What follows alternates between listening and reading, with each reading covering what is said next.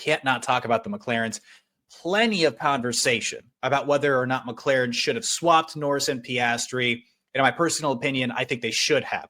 Piastri brought the gap to Norris down to about 0.3 at one point, but wasn't allowed to overtake Lando Norris to chase Max Verstappen.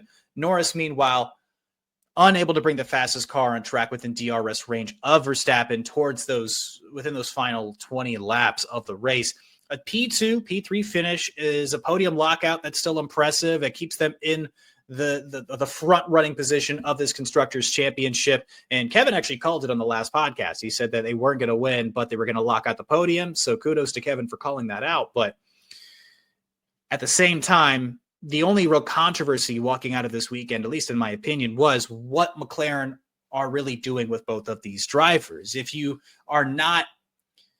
say that both these guys are driver ones and you want to treat them both like driver ones, well, if one guy is vying for that opportunity, nothing's going to change. But as far as your constructor points are concerned, the only person who stands to gain from not swapping at that point was Lando Norris as far as the World Drivers' Championship is concerned. So if you're going to continue to fuel this narrative that both of these drivers are, in fact, your driver ones, treat them as such.